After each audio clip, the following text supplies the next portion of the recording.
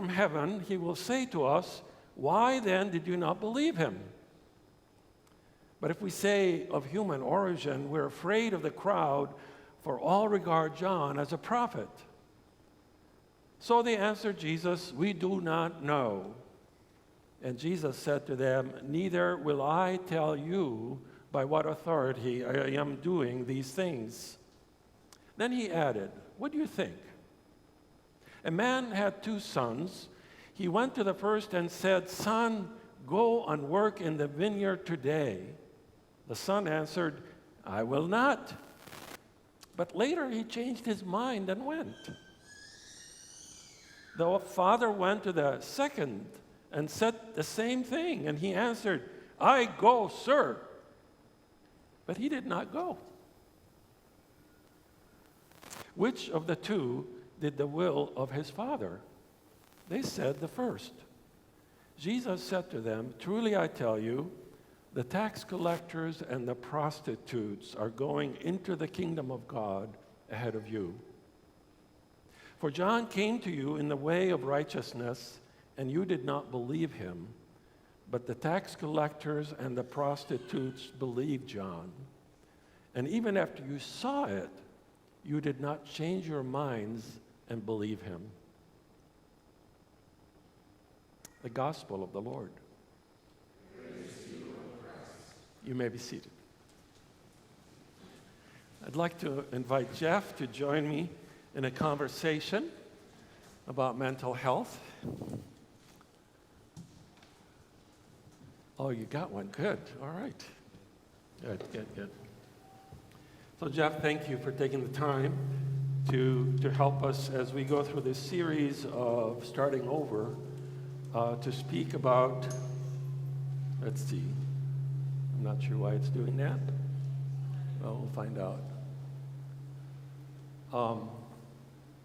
To help us to reflect on Mental Health Sunday today, as so many of our members and so many in our circle of friends and families struggle with mental health concerns, and we really often enough are clueless, and I'll start with myself. I've known you for so many years, and I didn't know what you were struggling with. So, first of all, let me ask you, why are you here? What brings you to a point of wanting to even talk about it? Am I on? You're on. Excellent. In the earlier session, I'm a hand talker, and mic didn't work. I'm here to talk about mental health in the first person. Most people would say, "Jeff is going to talk about mental health in the first person." But so many people with mental health issues suffer in silence for fear of being stigmatized about talking about their situation. And there's others that don't even know what mental health issues look like.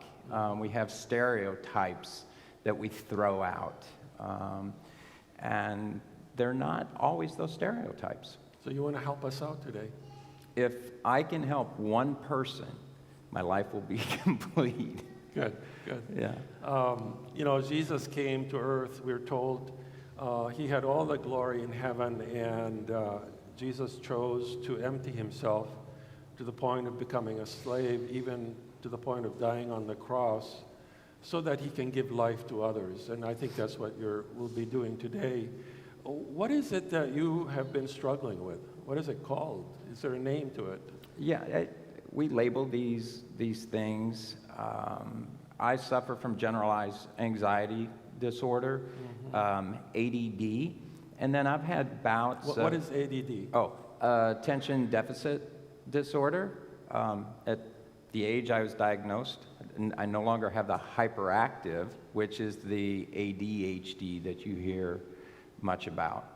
So generalized anxiety disorder, ADD, and I've had bouts of episodic depression brought on by some kind of life event. How are these ADD, anxiety, depression, how are they manifested? How have they been manifested in your life? Yeah, I guess I can describe that in a couple of ways. The first, I'll throw some adjectives on it, and then I'll share kind of real life with you. I think for the most part, there's always this sense of foreboding in my life. Something bad is going to happen, which starts to kind of cascade out into other behaviors. Irritability, self-absorption, defensiveness, passive aggressiveness, insecurity, depending on whatever the anxiety is. For me, financial insecurity is a big one. But there's any number of things that manifest out of that, just that general sense of bad things are going to happen. The ADD manifests itself in either a super hyper focus or a complete lack of focus. And that would look like an absent-minded professor, maybe. My family, if you ask them, those of you who had seen the little animated picture called Up, I would be the dog that says, squirrel? You know, that I'm just constantly drawn to other things. My family also has an expression called Jeff head, where I will just stare off into space. My pupils will get big. I won't blink. They'll kind of sit there and watch me. And David does this the most. Mom, Dad just went into Jeff head. And it happens at dinner, you know, when you want to be connecting with your family. But that happens all the time because my brain just never shuts down. Wow. When were you aware of these manifestations in your life, in your psyche? I think there's kind of two stages. There's the awareness, and then there's the self-awareness. I think the people around me saw this stuff long before I did because it was just my existence. But as early as grade school, every parent-teacher conference, every report card had something in it that said, Jeff is really smart, but, and then it was followed by some descriptor. My dad was always commenting on my moodiness and that I needed to get my moodiness, you know, under control, like I could do that. Control it. Yeah. And then, you know, in high school, I would describe myself as an ass. You know, if I wasn't bullying somebody, you know, I was really withdrawn, and most people saw me as stuck up. And really, I was just in a shell trying to make it through the day. And when I got to college, it was a little bit better. You know, your brain develops, you develop some coping mechanism, but I still wrestled with it. It wasn't until my 20s, after I got out of college, that it really started to impact me in a way that I had to look at it. My first job out of school was in sales. I lost that. I had a serious relationship, got married, and I shouldn't have, got divorced. Fairly quickly. I got into a adult children of alcoholics 12-step program because of other issues. I started to suffer from the depression because of these other issues. Got into therapy for the first time and started to get my arms around mental health in general, if not the diagnosis. Yeah, and I know you shared that once before, but some of the congregation heard it, but not everybody. There was a time when you were so in the pits that you felt like ending your life. When I went through my divorce, I had serious thoughts of suicide, because all of this life had just come to a head. I had gone for a walk, and I felt like with each step, another boulder was just being put on my back. And I finally just sat down in complete despair and asked God for help. And I had a vision. And I've talked about that vision before during Lent. And that I think was a major turning point for me in my life. Because, well, mental illness has a very negative downside, and it's part of who I am. It doesn't define me. And it's given me incredible gifts. Problem solving, creativity. I have an ability to see interconnections of things that others don't, that make me a phenomenal consultant and strategist. But I think, the important gifts that come out of this, and those are good, is it's taught me humility, but most important, and I think the vision represents that, is that it's drawn me closer to God and deepened my relationship with Him and my dependence on Him, that I don't think I would trade it. I wouldn't give it away. How do you describe God, the God that revealed God's self to you in that moment of despair? I remember the vision, and I was standing at the edge of the abyss, and I was contemplating throwing myself down it, and I heard this voice that said, "Jeff, you have a choice. You can throw yourself down, or you could just step across." And when I lifted up my head, I saw that the chasm was one stride wide. And to me, that just blew me out of the water, because here I thought I could never get across that. It was either down or nothing. We often feel that way, don't we? Yeah. And when I realized all I had to do was step over and trust, because I couldn't see the other side in the vision, I stepped across. And when I stepped, I didn't fall. It was solid ground. And that was powerful for me. And that vision has guided me ever since then. And that happened, I don't know, when I was 29, I think. So it's almost 25 years ago or so. Yeah.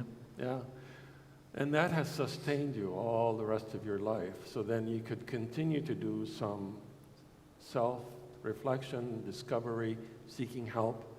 What are some of those processes that you continue to follow?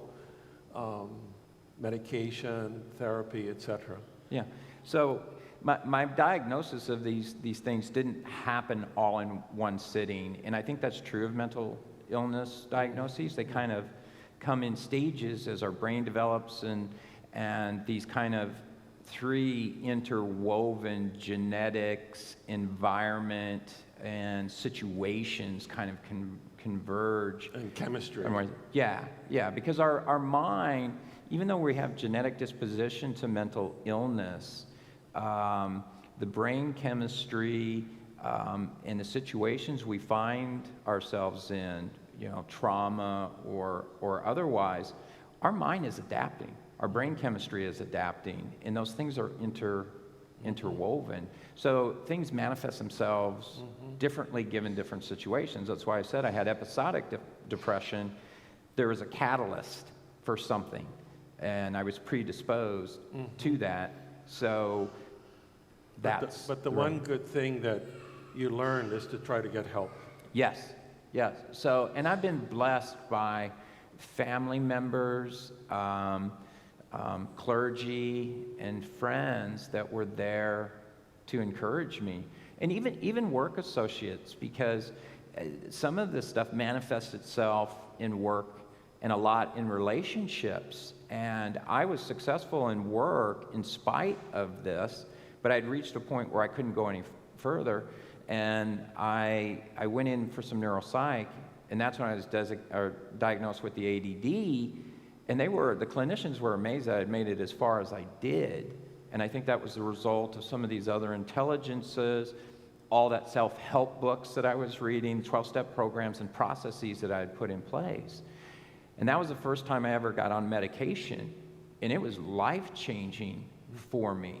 I remember getting off the train downtown at Union Station the first time I took ADD medication, and I was astounded. I had this feeling of invincibility. And invincibility probably doesn't describe it accurately, but juxtaposed to the angst and horrible feeling I normally had, what was probably normal for other people felt, invincible to me. Right. You finally had it. Yeah. Right? But then I stopped taking the medicine. I didn't want anybody to know that I had a problem and needed a medicine. And I didn't want to take the medicine in order to be normal. I didn't want to be in that medicated, brave new world. So I stopped taking it. And I struggled for another decade. And then finally, and Marcy encouraged me. You're strong-minded, aren't you? Yeah, or stupid. Or fearful. I mean, there's any number of things, right? Mm-hmm. So finally, Marcy encouraged me, and I went to Loyola and got some neuropsych. And they said, we're not sure that it's just all ADD. And that's when I was diagnosed with the generalized anxiety disorder and come to understand that my anxiety was taking my focus off, not just ADD, because I'm worried about things I can't fully focus on what I'm working on or what I'm doing. So now there's a combination of things that I use in this. I think this is true of any mental illness. There's not one panacea, one cure-all. There's some combination of things. We're complicated people, aren't we? We are, and maybe you need medication just to open up the space to go through therapy. You need to change behaviors. You need to set up processes. My ADD, I have certain systems that I use. Keys always go in the same place, because if the keys aren't in the right place, I can't find them. And I'm just habitual, and it doesn't matter what type of issue you're dealing with, you have to do what works for you. Yeah. Wow, what a journey. What a journey. And all these years I've known you, I never even suspected. So how is your life going on now? My life is outstanding.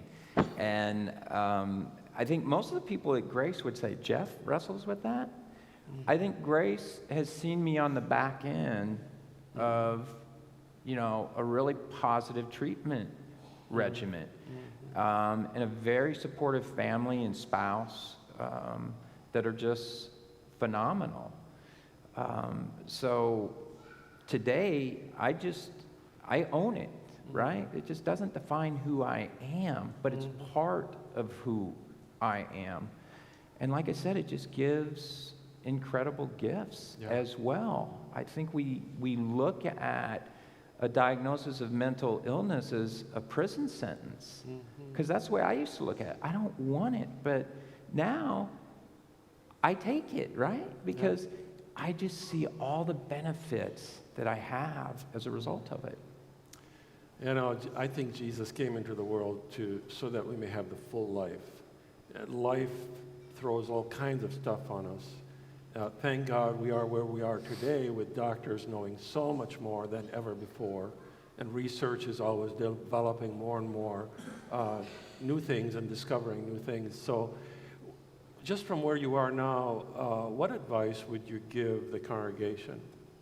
They're hearing you. Some are taking it maybe hard because they're thinking, I need to do something, and I don't want to do it. What do you want to say to them?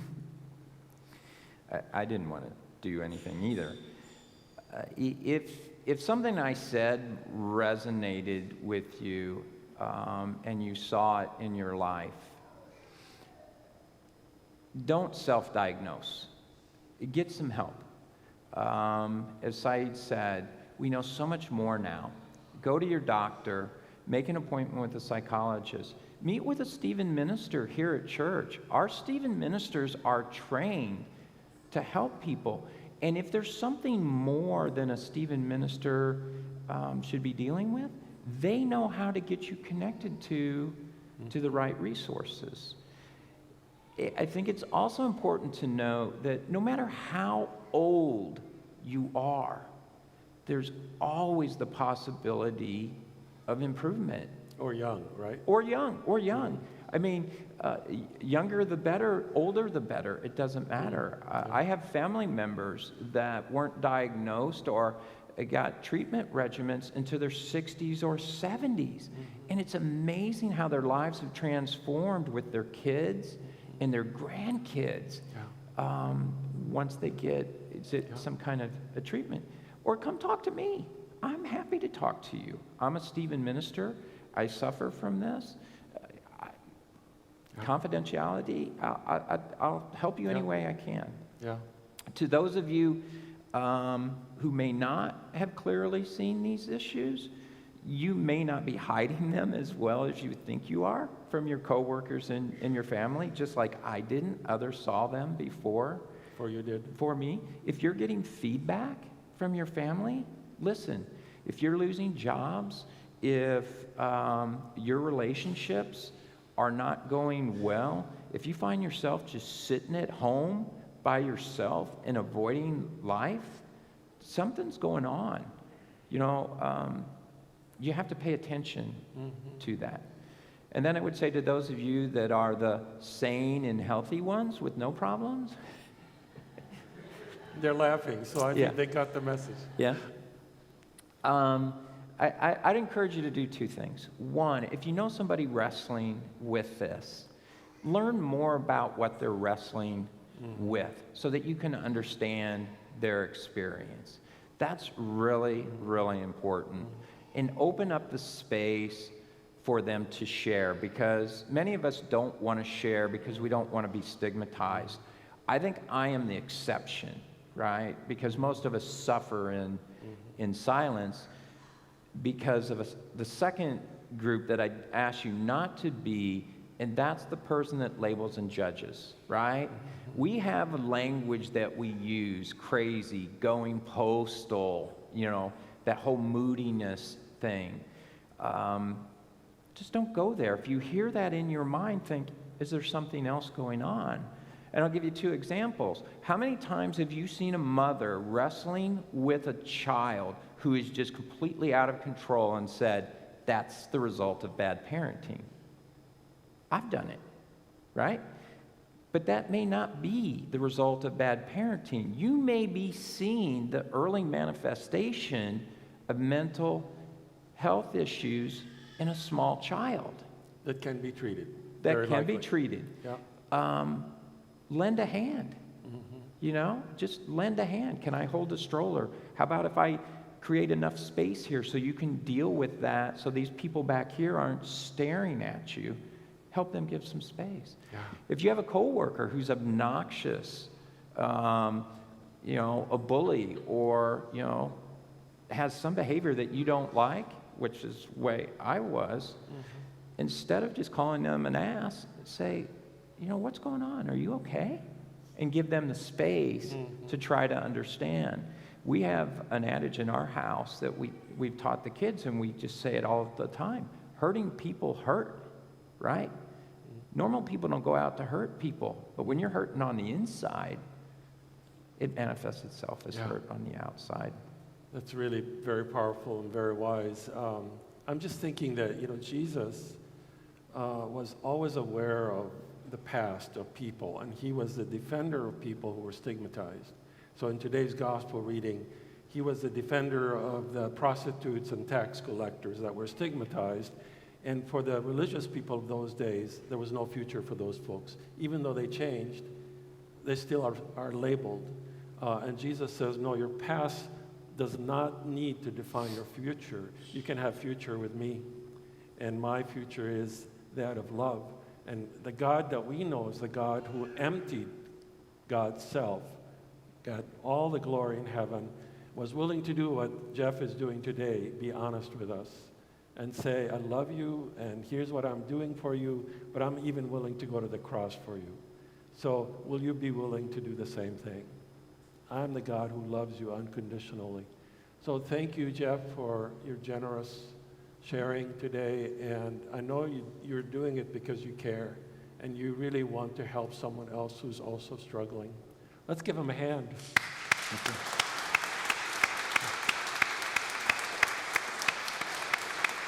Thank you. Thanks, buddy. Appreciate it. We get to sing a song together. And his son is playing the accompaniment on the viola. Beautiful.